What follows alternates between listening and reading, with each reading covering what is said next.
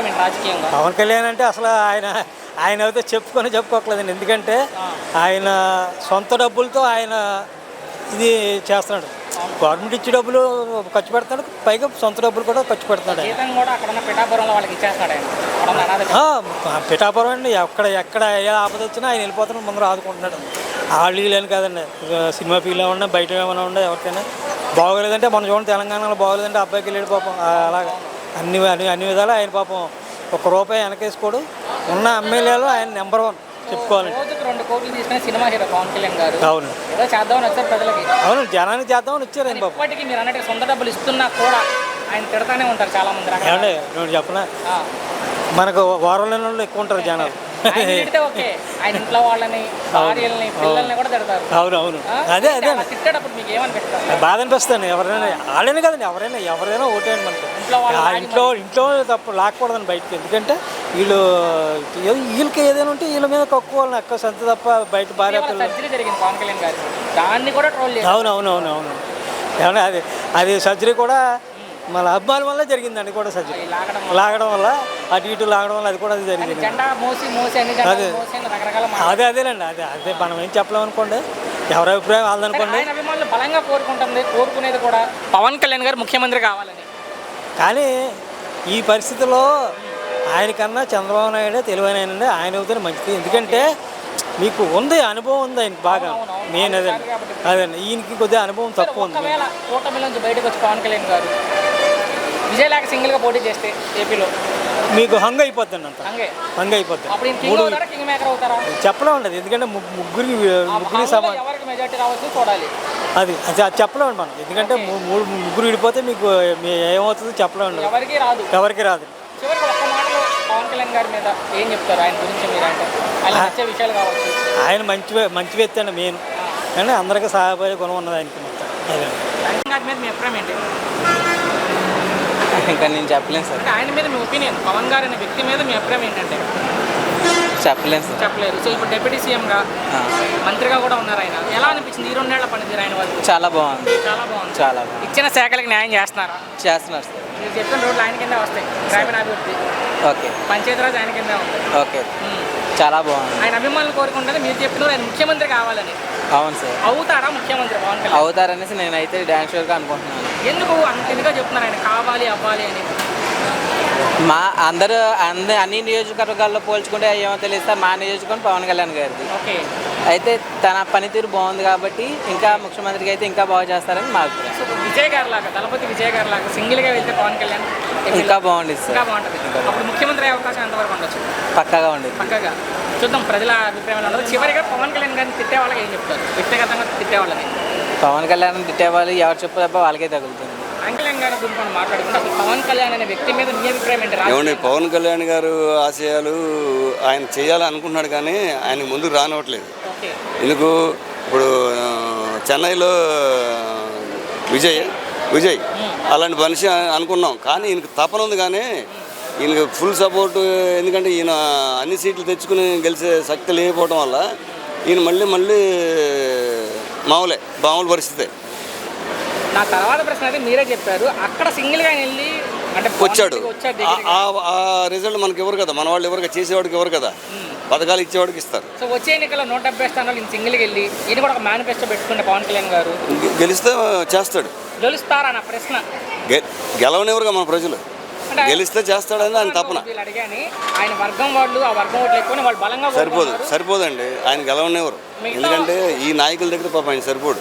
Okay, వీళ్ళిద్దరు పోల్చుకుంటే అది ఎందుకంటే ఆయన చిన్న తపన ఉంది చేయాలని, కానీ లేదు, అవకాశం ఎవరు ప్రజలు. ఎందుకంటే మనకు చేసే నాయకుడు కావాలన్నారు కదా. ఇప్పుడు యూపీ ఆదిత్యనాథ్ మరి ఆయనకి ఇచ్చారు, ఎలా చేస్తున్నాడు? యోగి ఆదిత్యనాథ్. మరి ఇక్కడ ఎందుకు ఎవరు? చేసే నాయకుడికి ఎందుకు ఎవరు? చేసే నాయకులు మనకి ఎవరు? మనం మంచి వాళ్ళని కోరరు కదా మన వాళ్ళు. ఎవడు పథకాలు ఇస్తాడా, ఎవడు ఫ్రీ ఇస్తాడా, అది జేబులు నింపుకునే పరిస్థితి. కాబట్టి మన రాష్ట్రం అభివృద్ధి చెందట్లేదు, మన పిల్లలు ఉద్యోగాలు లేవు, అవి ఆలోచించట్లేదు, పథకాలకు అలవాటు పడ్డారు. నాయకులు కూడా ఒక్కసారి మంచి ఆలోచన చేసి పథకాలు అనేది వద్దు, విద్య వైద్యం పెడితే మనకు చాలు. పవన్ గారు రాజకీయ భవిష్యత్తు ఎలా ఉండబోతుంది అనుకుంటారు మీరు? అది ముందు ఇప్పుడు చెప్పండి. తెలంగాణలో కూడా ఇటీవల పోటీ చేస్తామని ప్రకటించారు. తెలంగాణలో ఏమన్నా కొద్ది గొప్ప రావగలరు, కానీ అక్కడ కూడా తట్టుకోలేదు. ఏపీలో ఇక్కడ కూడా అక్కడ తట్టుకోలేరు, ఈయన్ని గెలవనివ్వరు, ఈయన్ని ఎదగనివ్వరు. ఓకే. తపన ఉంది పాపం చేయాలని. విజయ్ గారు సీఎం అవ్వడం అనేది సింగిల్ చేయలేడు. ఈ 2 ఏళ్లలో ఆయన మన కరప్షన్ చేయడం కానీ డబ్బులు తినడం కానీ ఎక్కడ వినలేదు. ఆయన నచ్చని పదం అది. ఓకే. ఆయన కింద నాయకులు ఏమైనా చేసుకుంటున్నారో దండుకుంటున్నారో తెలియదు కానీ నేను వినలేదు. ఒక్క మాటలో ఆయనకు అవసరం లేదు కూడా. ఆయన మీద మీ ఒపీనియన్ అంటే one more about Pawan Kalyan garu? చాలా మంచి వ్యక్తి అండి, తపన ఉంది, ఏదో చేయాలని తపన ఉంది, కానీ ఆయన్ని ముందుకు రానివ్వరు. మళ్ళీ చెప్తున్నా. చాలా మీ అభిప్రాయం ఏంటి? Pawan Kalyan is a good human being and a good political leader. Okay. ఆయన డిప్యూటీ సీఎం గా ఉన్నారు. ఆయన చేయాల్సినట్టు చేస్తున్నారు కదా. ఇప్పుడు ట్రైబల్స్కి ఇంతకుముందు గతంలో ఎవరు పట్టించుకున్న వాళ్ళు లేదు. ట్రైబల్స్ ప్రతి ఊరికి వెళ్ళి ప్రతి ఏరియాలో వాళ్ళకి కావాల్సిన రోడ్లు కానీ ఇన్ఫ్రాస్ట్రక్చర్ రోడ్స్ వేస్తున్నారు, వాటర్ కరెంటు ఇలాంటివన్నీ గతంలో ఏ మంత్రి కూడా చేయలేదు కదా. మేము కూడా వెళ్ళాం, కొండలు దాటి వెళ్ళాల్సి వచ్చింది. నాకే ఫస్ట్ టైం అలా అలాంటి ప్లేస్ ఇంకా జనాలు ఉన్నారు అలాంటి ఏరియాలో అరకు పాడే చుట్టుపక్కల అంటే రోడ్లు పడ్డాయి ఆయన వచ్చాక. కానీ ఇన్ని చేస్తున్న ఆయన చాలామంది చాలా రకాలుగా ట్రోల్ చేస్తారు అంటున్నారు. ఎందుకంటే కూటమి నుంచి ఆయన విడగొడితే ఆయన సింగిల్ అయిపోతారు. సో రాజకీయంగా తనకి భవిష్యత్తు లేకుండా చేయాలనేది ప్లాన్ అంతే. సో 15 ఏళ్ళు కలిసే ఉంటామని చెప్పి పవన్ కళ్యాణ్ స్పష్టంగా చెప్పారు చాలాసార్లు. అవును. సో పవన్ కళ్యాణ్ గారికి చంద్రబాబు గారికి వాళ్ళిద్దరి మధ్య నా బంధం గురించి మీరు ఏం చెప్తారంటే? వాళ్ళు ఇప్పుడు పవన్ కళ్యాణ్ అయినా చంద్రబాబు నాయుడు అయినా ఒక మాట చెప్పారంటే దాని మీద కట్టుబడి ఉంటారు. మరి పుల్లలు పెట్టే వాళ్ళు ఉంటారు కదా విడగొట్టాలి. అవును.